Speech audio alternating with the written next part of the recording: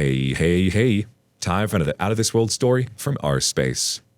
Sometimes we have to give people a taste of their own medicine, and sometimes that means making your cheating girlfriend's amateur porn surveillance an exhibit at an art gallery. Today on our space, we don't feel bad for cheaters, we call them out on their BS.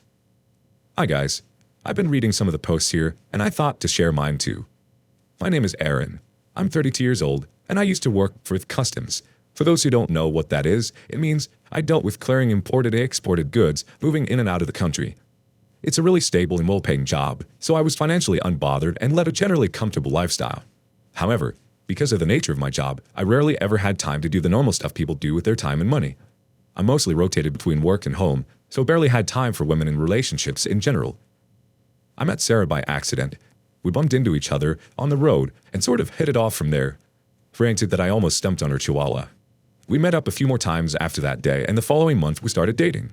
Before then, we shared our past experiences on dating and the likes. I found out she was fresh out of a relationship she had ended about 3 months from when we met. Her problem was that her last boyfriend, Andrew, wasn't as ambitious as she would have liked or some crap. It bothered her that the person she was with had no concrete plans for the future. I didn't think too much of it at the time because it was really none of my business. The relationship was somewhat steady while it lasted. We were nearing our 3 or 4 month anniversary when she decided to introduce me to her parents. At the same period, she landed a job at the local museum as a gallerist, and with my job, we started to see less of each other. In the custom world, we had what we called rush hours. Those were the busiest periods for us. We worked overtime and kept late night trying to sort out imports and exports to make sure they are cleared without delay. When this time came, I was forced to stay away from home and away from Sarah. Regardless, we maintained a steady call time of 2 hours every day. We spoke and shared details of our day, which led me to believe that everything was fine. Well, it wasn't. Things got a little heated at work when heavy amounts of cocaine were found in one of the cargoes, and it quickly blew out of proportion, which made matters even worse. There was a whole investigation process and the federal agents didn't want us to leave, so we remained for another 2 days. By the time the whole issue had settled, an entire week had gone. I got home to meet Sarah waiting for me, and at the very least, she seemed excited to see me. But when I started kissing her, trying to get her in the mood to initiate sex, she asked me to stop, telling me she was exhausted from work. That much I understood, so I retired to the bathroom for some me time.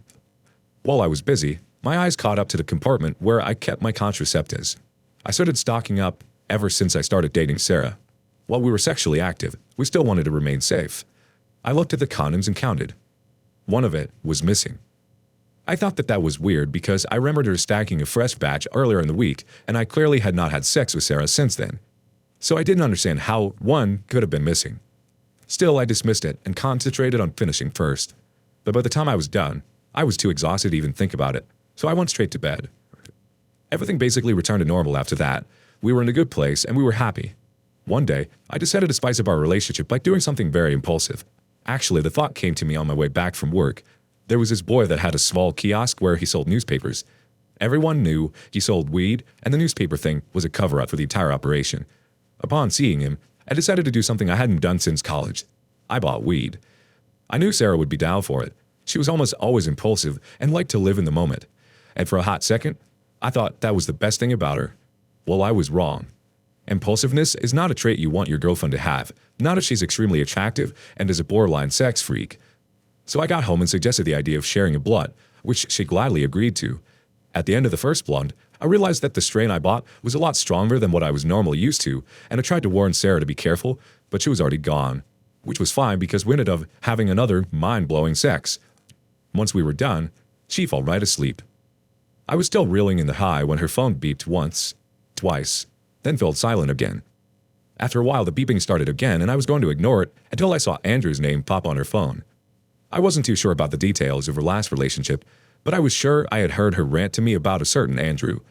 Either way, at that point, my curiosity was piqued, so I picked up her phone, an iPhone 12 Pro.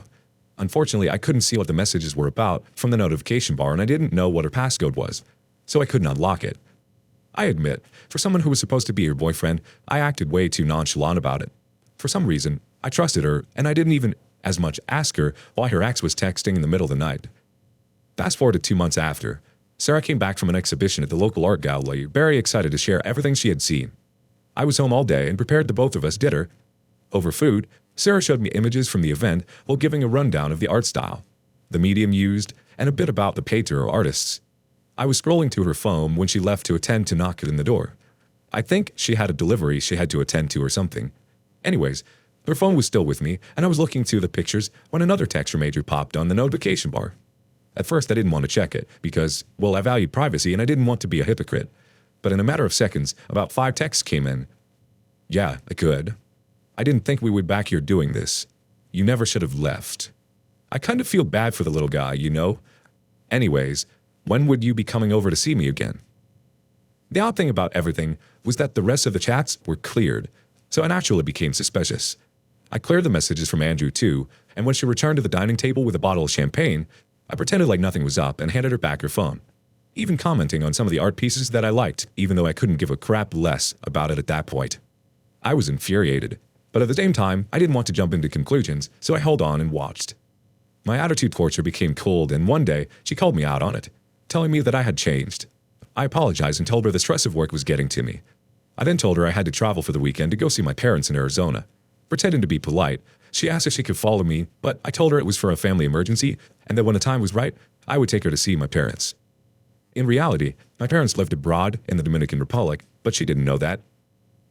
My apartment is basically furnished with small devices, so it was fairly unnoticeable when I bugged it with a camera right at the corner of the ceiling. It was almost impossible to detect, and it was camouflaged perfect by a light bulb hanging in front of it. 3 days after I traveled, Andrew came visiting. Sarah had the entire apartment in pristine condition. She cleaned, cooked, and even got a Netflix movie ready for the both of them to watch. When he came, they did all those things together, and mid-movie, their conversation switched into a full-blown makeout session. Then, they conveniently proceeded to have sex right on my favorite couch. I knew it would be a mistake to confront them, especially in the state that I was in. I was angry, and there was no telling how I would have reacted if I saw them in person. I knew there were always better alternatives to handling situations like that, and that it required tact and a lot of patience. So I sat back and clicked on that record button. I returned home the following day. It took a lot of willpower to pretend normal, like I hadn't seen everything that transpired between her and Andrew on my couch. She too acted like her normal self throughout, and I became even all the more irritated, as I wondered how many times she must have played the role of the perfect girlfriend despite being a cheat. On several occasions, I almost lost my composure and confronted her, but I waited patiently for an ideal opportunity to present itself, and it came the following evening when she informed me of a presentation she was going to be giving at the museum on the history of heliographic or whatever. Anyways, it couldn't have been any more perfect. I asked her how she intended to give the presentation, and she gave me a brief but very uninteresting rundown of how she planned to deliver her presentation on the topic. Unprovoked, she asked me about the people that were going to be in attendance and how much it was going to help her take her career to the next stage. Even her parents were going to be present. I offered to help her with the presentation by creating a PowerPoint presentation that it would project to help her create a visual representation of her points as she made them. Naturally, she accepted and thanked me for being the world's best boyfriend. I prepared 2 separate slideshows for her presentation. One was the actual version that she used to practice. The other was one I inserted the recorded clip of her and Andrew going at it on my couch. On the day of the presentation, I called in sick from work and escorted her to the museum to help her set up the auditorium. Luckily, the technician was nice enough to let me handle the projector slide alone and was glad that he got to go on his lunch break early. And the following hour after we arrived and everything was set up, her guests started to troop in one after the other. The museum's curator, manager, her professor from college, her parents, her sibling, and Andrew. The fact that she had invited him made my convictions to punish her all the more solid. The seminar started with a welcome speech from the curator, and in no time, Sarah was introduced to the stage for her lecture. She began by giving her heartfelt appreciation to the moderator for providing her with the opportunity to speak to an esteemed crowd, and to me for being her support system. I had to smile because she had just created a narrative for people to understand the surprise I had planned. After all of that, she jumped right into the presentation, walking confidently about the podium, pointing at the images behind her exactly as we had rehearsed. By the time the video came up, she was unsuspecting, and misinterpreted the murmurs from the audience as a sign of interest, which made the scene all the more hilarious for me. The video started with her sitting on the couch next to Andrew. Since the camera had no microphone to pick up their words, the conversation was muted, but it didn't matter. I put the video on a time-lapse, and quickly the scene shifted to when he started to undress her on the couch. By that time, Sarah caught on that the attention of the crowd was no longer fixated on her anymore, and turned to the projection behind her. "Ugh!" her voice echoed through the hall, as she turned to look at me from the technophile area. When our eyes met, and I made sure they did, I gave her a look that practically dared her to order me to turn it off. Slowly, People got to their feet and began to exit the hall with looks of disgust etched on their faces. I left the video play on for people that chose to stay, like her parents who couldn't believe what they were watching and wanted to confirm for sure that the person in the video truly was their daughter. Sarah came up to me after the hall had cleared, and I made sure that the first I did was to throw a fit of laughter in her face. She had a look torn between anger, shame, and humiliation, like she wasn't sure if she was to lash out at me or to plead with me. That was enough satisfaction for me. I knew she wouldn't think about dating or a relationship, much less being with Andrew for a long time after what had just happened. So it was like killing one bird twice with the same stone, since the other bird, being Andrew, I couldn't figure out what to do to him. I think 2 months or thereabout, we sent out for an ad for an opening in the office, and guess who decided to show up for an interview? Andrew! Although I couldn't say for sure if he knew I worked at the custom office. If not, he wouldn't have bothered coming at all. Knowing I'd be his boss and make his entire stay there miserable. Anyways, when he showed up, it sufficed to say that I was shocked at the audacity, but the fact that he might have been unsuspecting made me rethink my decision on lunging at him on the spot. Plus, he didn't seem to know who I was at that moment, so I thought to toy with him for a while and offered him the job. It was a fairly well-paying job, so he was very quick to thank me and all. The week he resumed, I forced enough tasks on him that he could manage, especially for someone on his experience. I called out his every mistake publicly and openly faulted his incompetence in front of his colleagues. In a week, he'd already had enough and came with a resignation letter. I was a bit surprised with the fact that he had enough dignity to offer a resignation letter. I expected him to just vanish one day and never show up to work. But since he had willfully presented himself to me, I decided to tell him who I was. After I did, he dropped the letter quietly on my desk and left my office. No doubt humiliated. Now, I'm not a bad person, but I don't resonate with cheating. I think cheating is a disgusting, despicable, abominable act that shows just how disrespectful and undisciplined a person really was. Besides being a display of bad character, it is literally a slap of the face of your partner. I am certain both Sarah and Andrew now understand that there are consequences to every action. You said for some reason you trusted her. I mean, it's not too much to ask, and we usually should trust our partners to not screw around on us. It's disgusting to see that she was able to act completely normal towards you in your own space, as if nothing happened, and then had the balls to invite him to the presentation. I'm sorry, OP. She's sick for doing that to you. I don't believe for 1 second he didn't know that you worked there. I'm positive he did.